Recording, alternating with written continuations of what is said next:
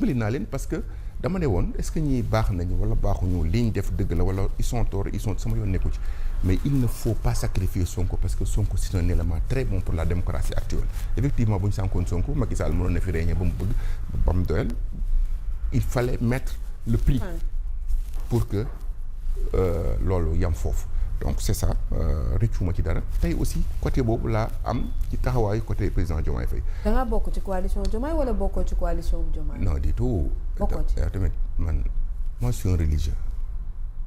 surtout waaye sama maam du qualité loolu dama koy wax rek sama yëre sama mbokki murid yi parce que daf may neex bi toppaat mooy je dirige une confédération internationale. yamul fii Sénégal ci présentation bi ma yokkal la ci loolu.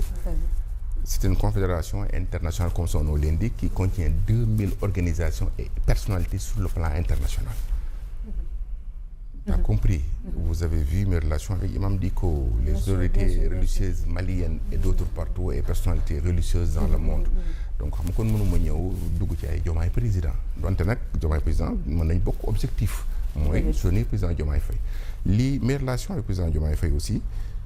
du lu ma xaar dara wala lu ma séntu dara circonstance moo ñu boole comme ñi ma jiite woon ñi ma tuddal nii Sonko mes relations avec lui étaient circonstancielles parce que ay jafe-jafe la nekk quand je suis intervenu président Diomaye Faye aussi c'est un président légal courtois qui a une durée de 5 ans on va l'obliger que non yow da nga tegoon benn deal pour un petit temps il faut quitter ma ne ko non kii du quitter et puis il faut la respecter et puis il faut le consolider pour que 5 ans bi Sénégal mën na ci jàmm.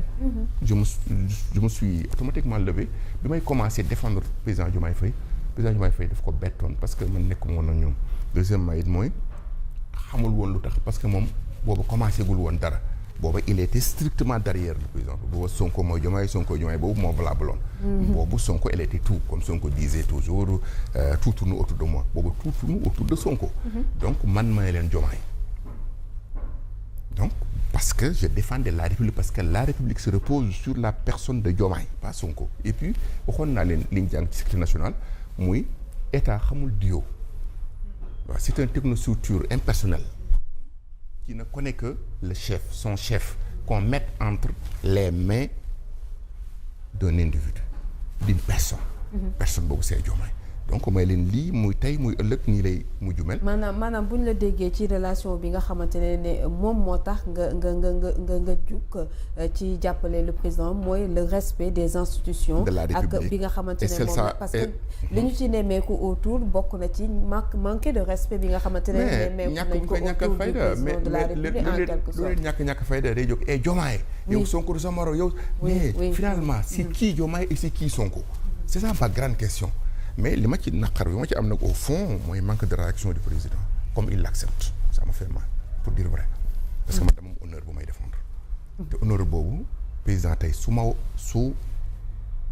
bu ñu nee président yi ñëw man avant may dégg sax séeréer dama naan sama chauffeur bàyyil ki yàlla fal mu jàll comprendre nga pourtant xëy na maa ko ëpp at pourtant xëy na jàng bu ñu ko doon def yàlla mën na ma ci defal sutura xëy na bu ñu doon def parcours yàlla mën na ma ci def sutura ak yeneen bu doon tur yàlla mën na ci def sutura mais moom la yàlla dogal il faut l'accepter et reconnaître nangu ko waaw inna allaha stafahu alaykum wa zaadahu bastatan fil ilmi wal jism parce que quoi parce que wallahu yu'ti mulkahu man yasha donc nguur appartient à Allah te yàlla ma ko jox koo neex ce n'est pas parce que kii lañ bëggoon wala kii lañ souhaité woon non yàlla jox na koo neex je l'accepte et je le reconnais et maa ngi consolider loolu donc su ma sañoon parce que boobu ñu jox ko moo tax forcément damay liggéey côté Diomaye moo tax ma coordonné j'ai beaucoup de personnalités aujourd'hui plusieurs organisations plusieurs trucs qui attendent à aller soutenir Diomaye donc mais comme aussi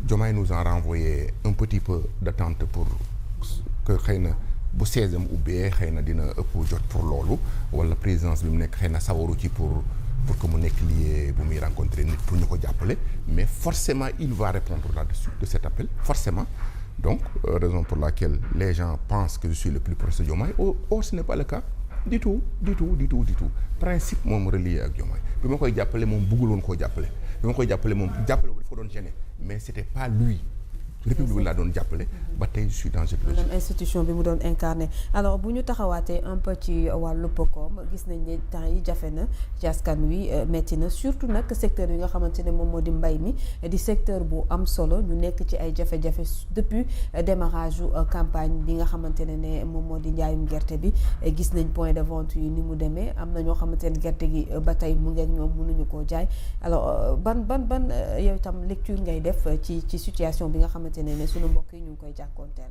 non télé absolument parce que su fekkee ne ñoom maanaam réussiruñ pour au moins dimbali béykat yi nga xam ne ils sont presque 70 et quelques % de la population. xam ne bu mbay mi doxee rek àll bi na ci jàmm. te ñoom li ñu bëgg bariwul. xoole budget national liñ ci génnee mu dem présidence ak li dem primature ak seen caisse noire yëpp boo ko boolee naka la mënoon dimbalee béykat yi très rapidement ñu ne ci jàmm.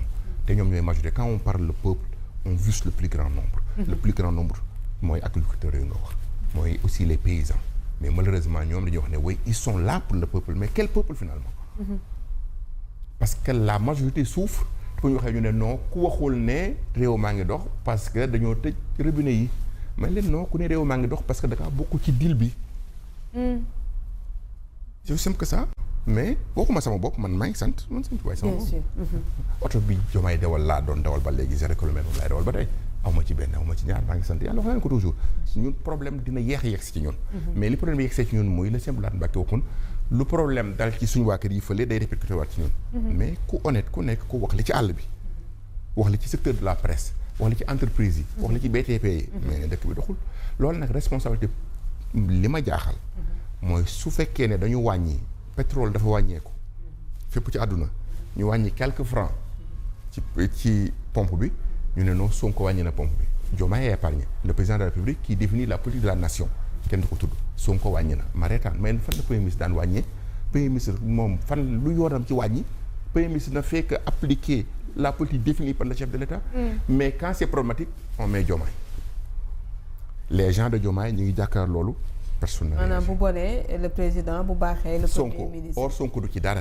tous n'est qu'un premier ministre le premier ministre est là pour appliquer strictement moo quand on me dit que oui Sonko a refusé de contresigner décret président mais waaye nañ ko dàq nañ ko ful ka mu jógee foofu mais lan la fay def une minute après parce que le premier ministre est nommé par la volonté du chef de l'État pour que mu appliquer strictement sa vision le premier ministre n'a pas de vision na ko gàdde këram ak ay soxnaam. est-ce que du le fait que moom mu nekkoon koo xamante ne moo bindoon livre solution indi li nga xamante ne moo di projet bi. moo jiite woon projet bi est-ce que du loolu moo tax. mais projet le mot projet daf may def toujours rek ay caaxaan. est-ce que ce projet là parce que dégg naa ba léegi nit ñi naan way topp ñu Diomaye topp ñu kenn projet bi dañ topp ñoo ñuy wax noonu boo leen laajee luy projet bi lan lay expliquer c'est quoi le projet. un projet doit reposer sur un programme et sur des principes yi je vous parle 5 principes de base yi nga xam ne Sonko mu daan théoriser lui-même